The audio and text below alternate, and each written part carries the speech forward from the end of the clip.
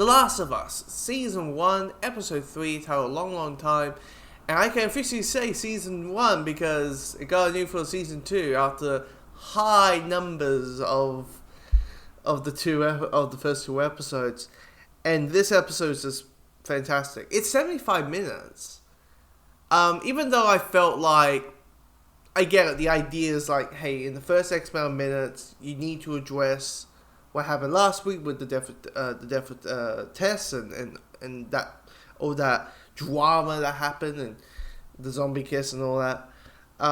But for me, it felt a bit slow at the beginning. It took a while to pick itself up, and it felt very even the sound mix I found was a bit off. This is a common thing mainly on TV, and that is actors mumbling their lines, or that the sound mix is so everything's up, but somehow the actor audio is low to the point you feel like you have to put subtitles on. And if you're the type of person, I'm not, but if you're the type of person who finds subtitles distracting, it's going to take your enjoyment out of it. But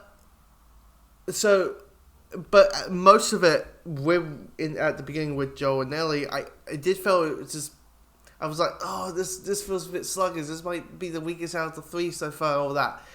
And then we meet Bill. And I never thought that I would say a beautiful love story, a heartbreaking love story, inside a show that is about fungus zombies. Well, it's technically not about fungus zombies, but, in its world, in the show's world of fungus, that has fungus zombies around, is about saving humanity and all that, I never thought we would have this very, very powerful love story with Bill. And we also meet Frank, who is a character in the games who we only know by his feet. Applying that,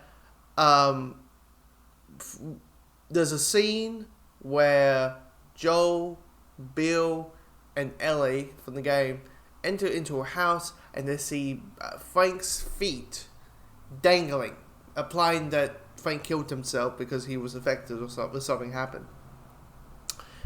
Joel guessed that, trying to guess that, maybe he got bitten and he just didn't want to turn into them, and so he hung himself. That's it. That's Frank's storyline, and Bill having a brief talk, mentioned just because there's a scene where there's a line about, I know him. He's the only idiot who would kind of wear that shirt.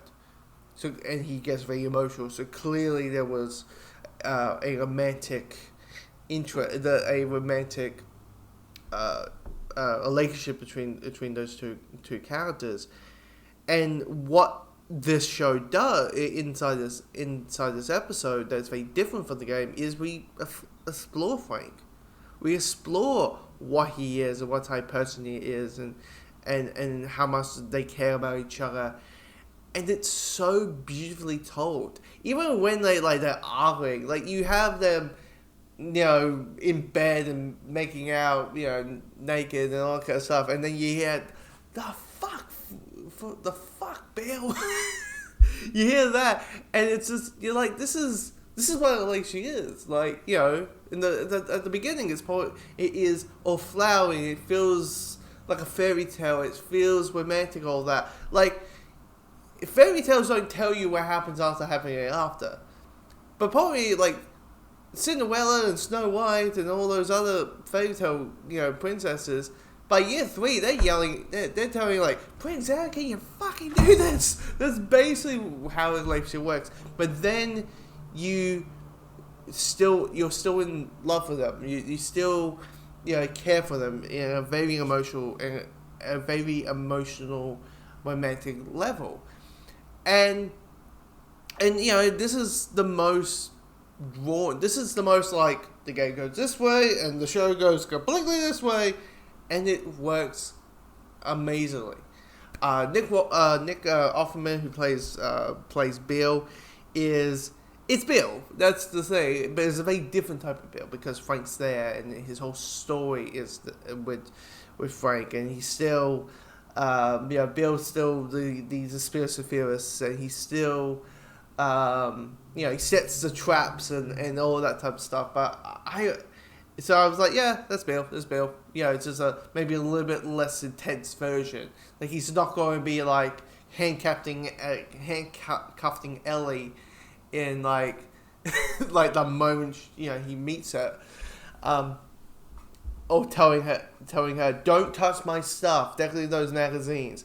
It's weird. I'm kind of disappointed that we don't get a recreations of Ellie reading comics or accidentally opening a magazine and it's a gay porn magazine, and she's like, why is it they're all stuck together? Like, come on, we need some humor, we need some yucks.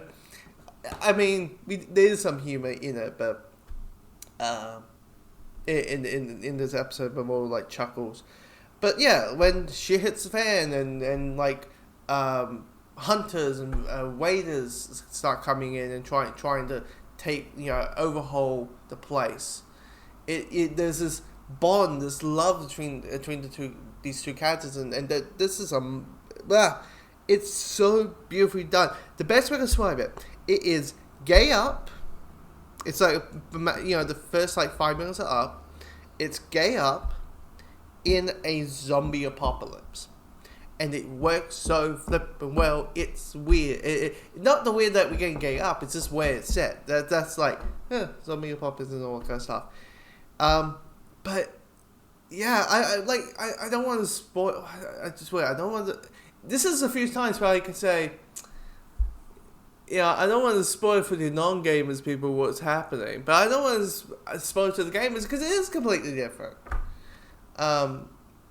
You get lines from it, and that, and next week we're with the hunters, which by that point we're about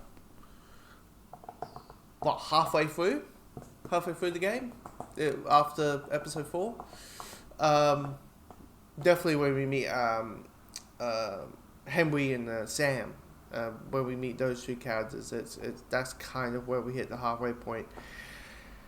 But yeah, I just really dug this. Outside the first 15 minutes when I thought slow, sluggish, and all that kind of stuff, there's still that tense at the beginning, in the beginning of the episode, to the point I'm like, are we going to have a jump scare? Are we going to have a jump scare? Let me turn down the volume. But yeah, I just... the